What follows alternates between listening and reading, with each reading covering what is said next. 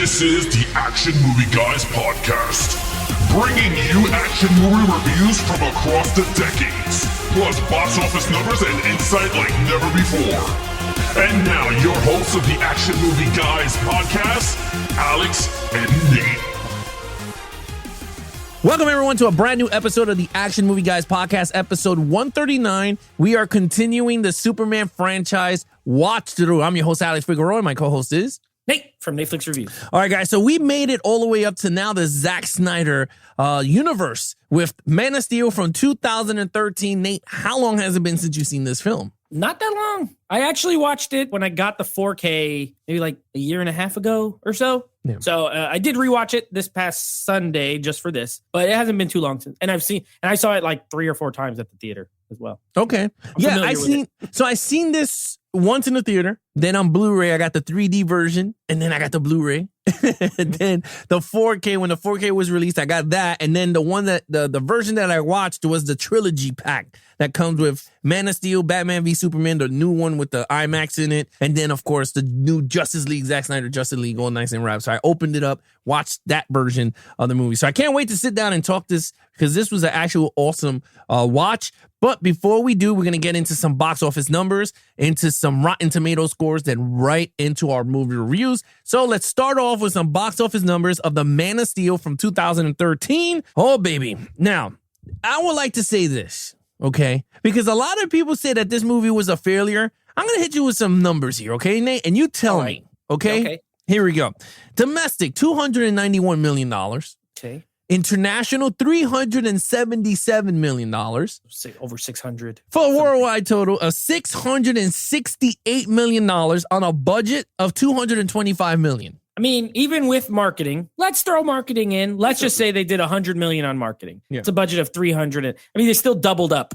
They doubled up. Yeah. So clearly it's not you would not call it double up a failure. Was it friggin' $1 billion movie? No. But is that a failure? Also, the answer is no. Yeah, but it's just weird, right? Because when you go into a conversation with somebody, they always go, but those are failures, because everyone's comparing the box office 1 billion marks to the, Avenger movies. Well, I mean, comparing them to those. So Thor: The Dark World, that movie came out in the same year, okay? Right. 2013, for a comparison. And the box office was $644 million.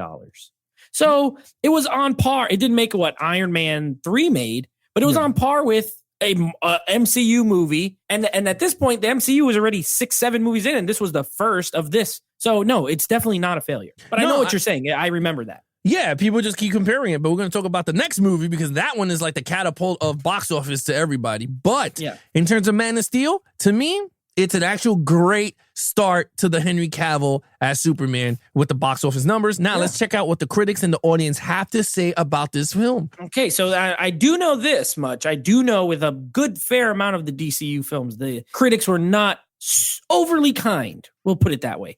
This is not any different. I mean, it's not horrible. It only has a 56% on Rotten Tomatoes from critics.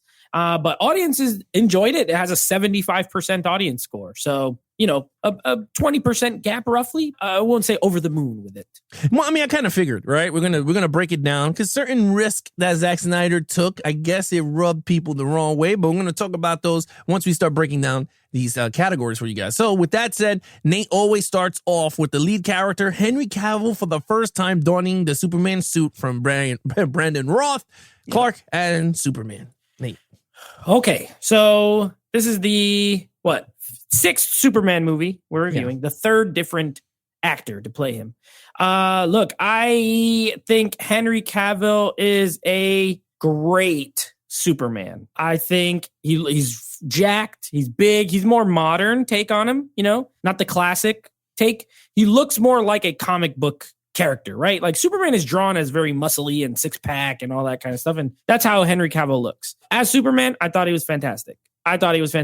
He is calm, like the scene with the military, very just talks with them, whatever, calm, cool, and collected for the most part. Now, as Clark, not amazing. But to be fair, this now rewatching it, it kind of, in a way, reminded me of the new Batman film in that there's not a lot of Clark Kent scenes. You know what I mean? Like, he's like on the boat. It's flashes. but he's never referred to it. They call him something else. I think they call him like Greenhorn or something like that. One was Joe. And then Greenhorn is when he's on the boat. And then later he's like, in walking around Alaska, and he's working at a bar. Like, there's not a lot of Clark. Now, there is a lot of flashbacks. But even then, it's a kid, teenager. You have the one scene with him and Kevin Costner in the car. And he was really good in that scene. I thought he was good. You get a good idea of their relationship. So he's okay, Clark Kent, but he's not Clark Kent in this movie very much. He's essentially Superman for most of it. Yeah, I gave him a 4. I thought he was a really good Superman. Not enough Clark in there, but and that may be a trend going forward. We'll see. But I gave him a 4. Yeah, so it's kind of funny because it's funny that you said the Batman, because I wrote my Letterboxd review for this. That's what I put. I was like, this is a split image of watching the Batman, just with more action, way more action than what the Batman was, right? And in terms of Henry Cavill, I agree with you. I thought he was bland and boring. I didn't see that Clark Kent. I mean, again, you didn't see much. You saw him when he comes back. He's with his mom, Diana Lane, and that chemistry is pretty cool. But again, it's not as much because when General Zod comes out, he switches to Superman. So it's not, there's not much there for you to even give an evaluation to. So for me, it's mostly Superman, and it says Superman, he's really good. The only thing is that, with Zack Snyder, he has this way of filming that it's a very graphic novel. He has not that much emotion. Like, he's not the happy, Superman, because this is the first time he's donning the Superman suit in this film. So he does not know how to fight. Let's be honest. He just knows how to throw punches because he's so powerful. Yeah. He could just punch somebody. So he's not a warrior. He's not a big athlete type fighter, MMA fighter. So it was very hard for me to do Superman because he's just like Batman, right? They were year 2 type. If you really think about it, he learned how to fly when he's in his adulthood, and then he learns how to. General Zod comes, so he starts to fight them. So that's the first time. So again, it was hard. I gave it a 4.5. I think the Superman part for me was way better than Clark, because even at the end when he puts on the glasses, I was just like, I don't get the connection with Clark. I don't. I mean, we're in lead character. I'll just say quick. As with Amy Adams, I thought she was a really good, way better than Kate Bosworth. As Lois Lane, Kevin Costner, Diana Lane. Okay, they were great. They were great. Yeah, I thought they were great. Yeah, I thought it was really good. So I liked all the cast too. I liked Lawrence Fishburne as Perry White. Yeah, I thought he was really good. Jimmy. He comes into Batman v Superman. I'm sorry. Yeah. That's okay. But I liked Amy Adams. I liked her portrayal. Lois Lane is a little more. She's not as goofy and weird. You know what I mean? She's not as quirky. She's a little stronger. She still missed spelling. Yes, but she didn't order a hot dog and orange juice. No, you're right. Yeah. But yeah, okay. So I gave it a 4.5. You gave it a straight down the line 4. Mm-hmm. General Zod, main villain. Oh baby! All right, now this General Zod is way better than the Terrence Stamp General Zod. I don't care. All Terrence Stamp did was walk around, say his name, and tell people to bow. That's all he did for the entire movie. Michael Shannon and Terrence Stamp's a good actor, don't get me wrong. But Michael Shannon's a great actor as well. But man, give him some lines, He has way more to talk about and do than the original incarnation of General Zod. He's kind of a beast with fighting, you know what I mean? I like it. There's a couple things if I'm going to nitpick, I didn't like how, and this happened in the old one too, but I don't like how Clark Kent had to take 30 years to learn his powers and General Zod. And this is the second time this happened in Superman 2. He learns everything in like 5 minutes. You know what I mean? Like, I have laser. He gets crazy. He got laser eyes, and then he knows how to do laser eyes. And then he, so minor gripe, but I get it otherwise the movie will have to be 6 hours long to show him also learning everything. Yeah. But even in the opening scene, he's great when they're trying to take over in Krypton and all that. I love him. I love when he screams, "I will find him." It's great. Yeah. It's fantastic. I love his speech at the end where he's like, I have no people. Like, my only purpose was for the people, and now I have no people. And now I hate your guts, pretty much. I love it. I gave him a 5. This is a comic book villain that the hero of the movie really has to step up to stop at all. and I loved him. And shout out to his henchmen. They were useful. Both. I mean, the tall one was a little less, but the girl, she was very useful. Very well done. If I'm going to put him as a trio, I'm going to give it a 5 as well. But just him, a 5 for me. Look, I agree. I gave General Zod a 5. I mean, the acting ability of, and again, Terrence Stamp came from a different era of acting and movie, right? Yeah. But in this generation and the way they wrote the character, I wish they never killed him. I'm going to be really honest with you. I mean, I know they had to. I mean, they really didn't have to. They could just throw him in the Phantom Zone and he would have just came back. Yeah. But they decided to, there's a message in that, and then we'll talk about that during the storyline. But let me just tell you, my man raised havoc. And I agree with you. He wasn't running around doing the whole, I am General Zod, Neo before Zod, right? Like, he didn't even tell him to kneel. I don't even think he told him to kneel. No, he didn't want to take over humans. He wanted to kill them. He didn't care if they bowed or not. So no, he's totally different. Yeah, so I liked him because he was very menacing. And the thing is like, I love the fact that how he tries to mind screw Superman, right? Clark, whatever, Kal-El. And he did it in a way that was genius. I worked with your father, and he goes, we are people. He's talking to him nice. And he goes, where's the codex? And, whatever.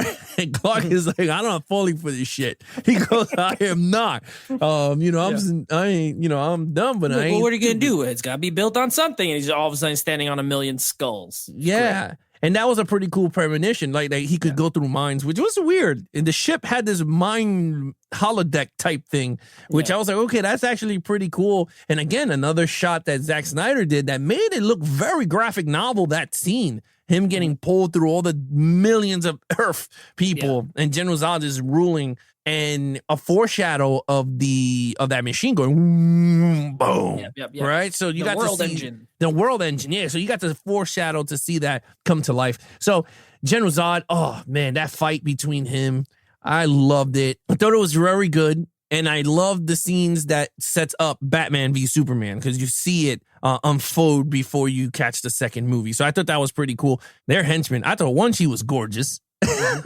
She was good. She had some beautiful blue eyes. Yep. And then second, she was very good. And I love the whole line that General Zod said. He goes, we are warriors and you're just a kid from afar. He just whooping them all over the place. So I thought that was a pretty good line. So anyway, I gave him a 5. You gave him a 5.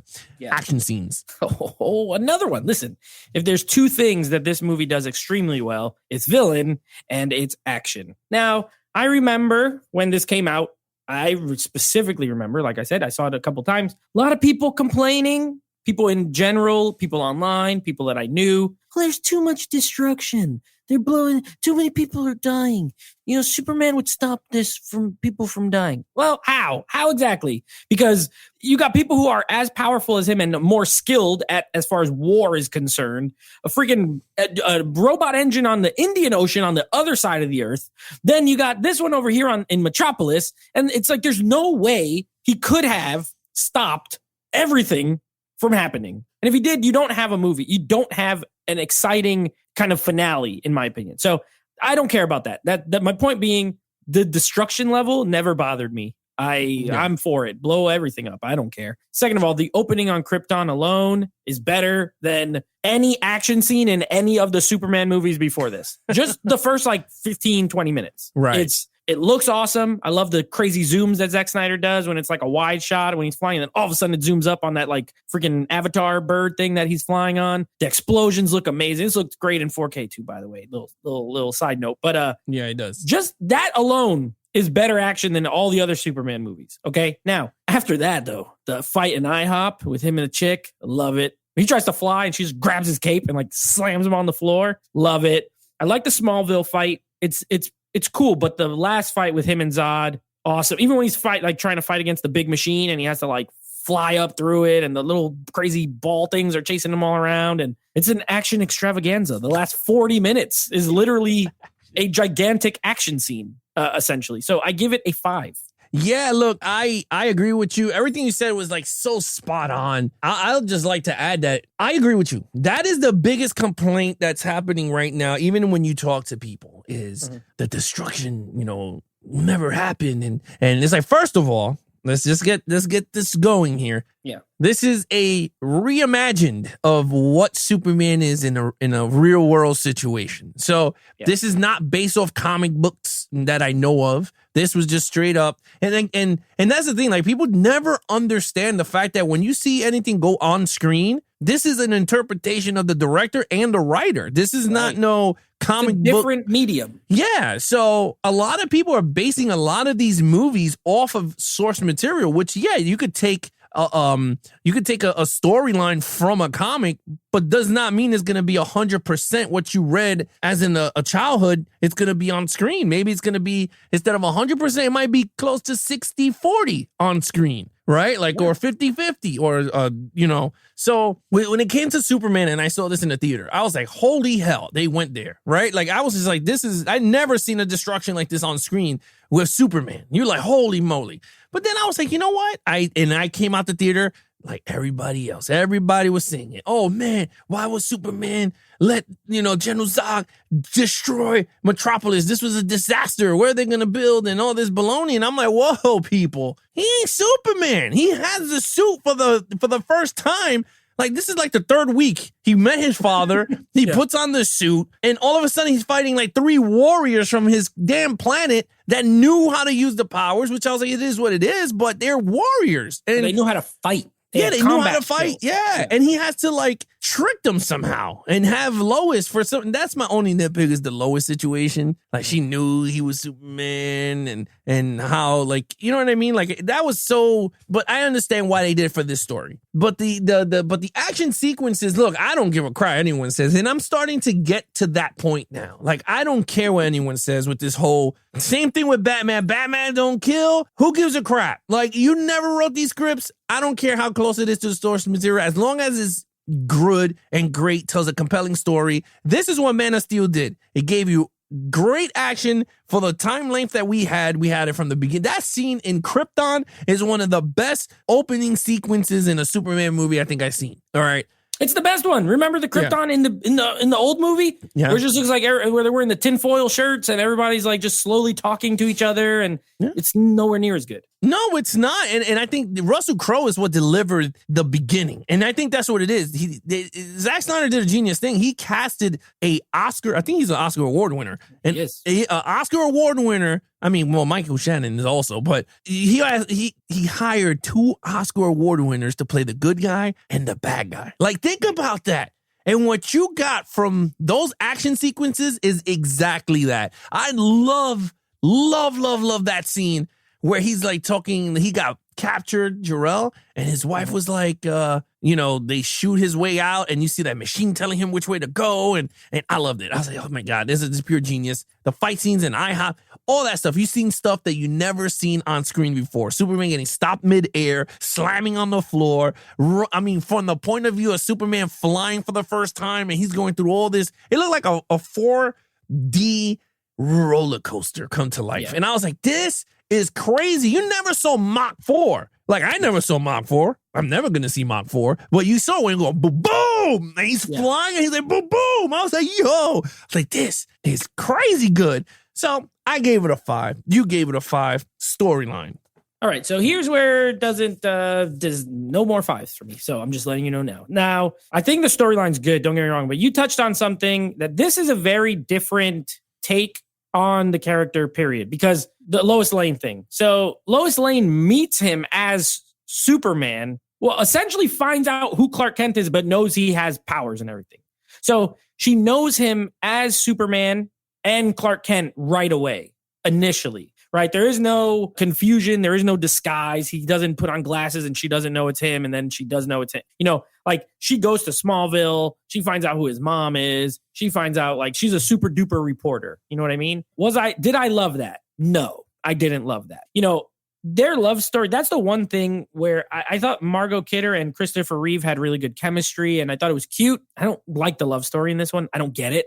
It seems it doesn't feel as good as she is as, in the role. It doesn't feel genuine. Like, okay, he saved her life. Then she does like research on him. And what? Like, he just like falls madly in love with her right away. Like, it is kind of weird. So I didn't love that. I didn't love the difference in their dynamic. I appreciate the fact that they tried something different, but for me, I wasn't crazy about it. Other than that, I thought a couple of the other changes were pretty good. The Fortress of Solitude is now just a ship. It's not a crystal fortress that's somewhere in like the Arctic. It's literally just a spaceship. They don't have the crystals. They have those little keys. So they changed some minor things here and there. Well, for now. In that universe for now, we really don't know what it went. Right, exactly. So, as far as what they showed versus like the original Superman, it's different. Speaking to Jor-El rather than just being a big hologram, he's like a actual person that he could see and all this kind of stuff. I thought that was cool. I like the storyline as far as the who Zod is truly, try to overthrow the people in Krypton and all this kind of stuff. And then he gets sent to the Phantom Zone. And essentially, as soon as Krypton blows up, he's out. This one made more sense than the old one, where like a phantom rocket just hits the little glass and then they're freed. This one made more sense. You know what I mean? But I thought the storyline was good. It's a little bloated, a little too much. Some things take a little too long. But so overall, I give it a 4. I think it's good. I don't think it's like a perfect. Okay, storyline. I agree with you 100%. The Lois Lane man and Clark Love or whatever Superman, I didn't like it. It just felt so weird. And I remember sending you a screenshot because I didn't even know that was Superman picking her up from the helicopter. Yeah. And I was just like, okay, so this is the first time he meets her. He's carrying all her stuff into her, whatever. And I was like, okay, it is what it is. I think he fell in love with her when he had to zap her with the ray to heal her when the aliens smacked her in the face. I think laser eyes. I think that's when he really fell in love with her. But still, like, I wanted to be honest with you, I really wanted to see more dynamic between the characters. Like her trying to figure out, like, if it was the whole movie, her trying to figure out who Superman is, I would have said, okay, cool. Until it leads up to the whole night, the night I spent with Superman. Like, that would have been cool if they brought that back. I would have said, okay, that's actually pretty cool. And that's how he tells her all this. But to really be honest with you, I don't know. It felt like a graphic novel, that I will say. And I think that's why I'm not going to say I actually love the way Zack Snyder shoots. I think he's up there for me in terms of directors because I love the way everything is just like a comic book, like just thrown right off the comic and right onto a screen, like in terms of graphic novels. Because this is a graphic novel, like a reiteration of Superman told. And I loved it. I thought it was really good. Fine, I didn't like the suit, the man, the whole Lois and Superman. That was okay, whatever. It is what it is. The General Zod situation was awesome between him. Jor-El whooped his ass from here to there, and this dude was a warrior. Never knew his father was that good of a fighter. He was just a scientist in the regular comics, I believe. Yeah. And in this movie, he made him into a scientist / some type of fighter. Artist, a boxer. Yeah. And he beat the crap out of General Zod. And the only way Zod is because he saw his son leave for the final time. And he stabbed him on any opportunity he has. And he died before the planet exploded. So that's totally different from the other Superman movies. So I liked that. I thought that was pretty good. Now, his thing when he comes to Earth, I thought that was awesome. It was just like a horror movie. He was like, "You are not alone." And he's like, with the camera, yeah, and I was like, "Yo, this is crazy," because I thought Michael Jackson was gonna come out and be like, "You're not alone." Is that what happened? With you. I would have turned the movie off. I know you did. I know you would. If it would have did the bumblebee thing, it goes. Yeah. I thought that would have been hilarious. But anyway, everything that worked for me. Now, what a lot of people say and do is it drives me nuts. And before I will say this to end it would be a lot of people do. Zack Snyder cannot write. He is horrible storyteller, right?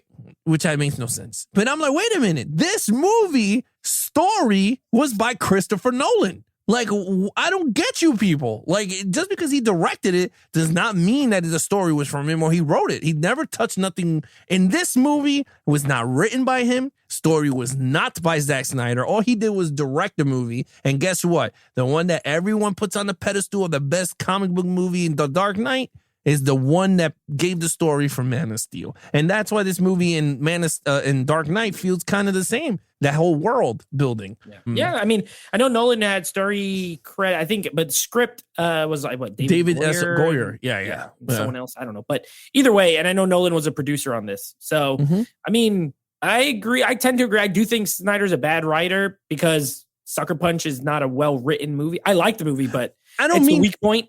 But I really don't mean that, though. No, but what I mean is, you're right. I think people always say that, but it's not like he writes all his movies. He only wrote one. Yeah. So, he's just a director pretty much. Alfred Hitchcock didn't write any of his movies. He just directed them. And that's the thing. I don't think people really understand the stages of filmmaking. I just think people just pick on the guy because he's a director, meaning that he does everything. It's like, wait a minute. I was like, this movie that people bitching and complain, he never wrote. He just directed, story by people still might not like the script, but it's not his fault. It's not Snyder's script. Yeah. But I can't wait to go to the Batman v Superman. I can't wait to get there because that's the movie that a lot of people are that's very negativity. So that one I can't wait to depict for people. But anyway, I gave the storyline a 4. You gave it a 4. Yeah. Let's go with overall. All right. So overall for me, 4.5. 9 out of 10. I gave this a 9 out of 10. I've always kind of hovered in that. I'll be honest. Every time I rewatch this movie, I still really enjoy it every single time. There are some movies that over time I will either like more or like less. And then there's those ones like this where it's just like consistent every single time I watch it. I know what I'm getting and I enjoy it. One thing I want to touch on because we didn't touch on it much, and then I'll pretty much wrap it up. Superman killing General Zod. Now, I know that was another point of contention with a lot of fans. Well, Superman doesn't kill people. Fair enough. But, Jonathan Kent, you get in childhood, he doesn't want him to fight. He doesn't want him to, you know what I mean? And that makes sense because he probably will kill somebody if he's a kid and he doesn't know how strong he is and he uppercuts the kid, his head's going to fly off. You know what I mean? So that makes sense. His upbringing does add to that. But in that situation, that's the only thing he could think to do at that time. Like you said, not been Superman for 100 years, not fought 30 villains. You know what I mean? And General Zod literally told him, I'm not going to stop. I'm literally not going to stop. So, he can't throw him into space because he could fly right back into Earth. He's not that kind of, villain that can't just come back. He was literally shooting the lasers at those. He's going to fry those people. He doesn't care. This is a good way to, in future installments, explain why Superman does not kill. Because he was so distraught after having to kill him. He screamed. He lets out that scream. He didn't want to do it, and he probably didn't like it. You know what I mean? But he also had no other choice. And now you have a character who has killed exactly one person, and not even a person, a being like him, killed one individual and doesn't want to have to do that again. And now it makes sense in future movies why he wouldn't do it. That's my whole point with it. And again, I get it. Some people are super purist about it. I'm not a comic book purist because I don't read comic books. I know of comic books. I know storylines. You know what I mean? I'm familiar, but I don't sit and read comic books. So I'm not a purist in that regard. I like a point you made earlier about adaptation, because when you transfer something to a different medium, you have to have some wiggle room and flexibility to be able to tell stories in a different way. Yeah. So I liked it. I was fine with it. I thought it was good. And now if he doesn't kill again, I'll be like, well, now I know why. You know what I mean? He was pretty distraught about it. So a 4.5 for me. I think it's a really, really good movie. I think it's the best Superman movie as a whole, as far as entertainment. Do some of the older ones do certain things better? Sure. I think Christopher Reeve is a better overall Superman than Henry Cavill. Yes. But in as far as action, we are an action movie podcast. And as far as action movies, this is by far the best one. Yeah. In that realm. And we didn't touch it. Oh, the music in this movie is so freaking good. Hans Zimmer's score is amazing. I watched this with a couple of friends who never had seen it. And literally they were like, this music is epic. Every time the drums kick in, every time. And so I love the score. I think it is up there. John Williams is more iconic as far as the theme, but the whole total score of the movie, this is up there with any other superhero score. So 4.5 for me. I agree in terms of the score. The score is really fantastic and it complements the movie very well. It makes the movie what it is, to be honest with you. I gave it also a 4.5. I think it's the best Superman movie in the modern age. Is the best movie ever made, and I cannot see someone else topping this movie. Yeah. I'm gonna be really honest with you, unless they're gonna do it like purebred comic book version of Superman. Because if God forbid he kills somebody, people are gonna have a tantrum of, oh my God, he killed someone. And I agree with you. I think it's one of the stupidest things ever, where people nitpick the crap out of DC and their code of, they don't kill in this. And then the Avengers, almost every movie that you see, these dudes, Captain America's throwing a shield full speed on people's heads. And you think he's going to have a concussion. No, he's not. That dude is dead. He's pretty much dead.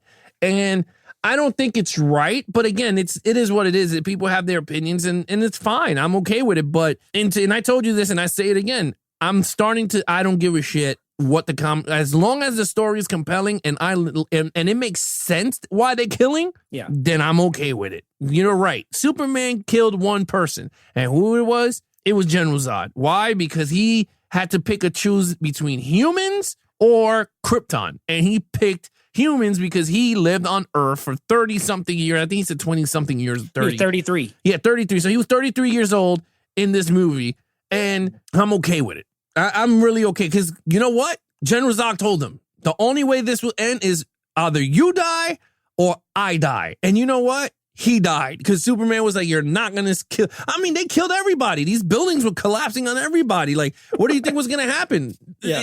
I don't get it. And I never understood the argument with that. Like, you got dudes that could fly. They could pick up tons of stuff. You think Superman's just going to take General Zod to outer space and then we're going to fight? No, he's a warrior. He knows his weakness is human. So he's going to fly all the way back down and destroy the crap out of any place, whether it's Metropolis, Gotham, Star City, Central City, you know what I mean? San Francisco, wherever the hell the movie takes place. And I agree. It's so stupid. It's like people just nitpick, but I think, and I'm not calling people stupid. I'm just saying people nitpicking the nitpick. Yeah. I just think in terms of this universe that they're building, I think it was a fantastic way to kick off a real world Superman. I think it worked very well.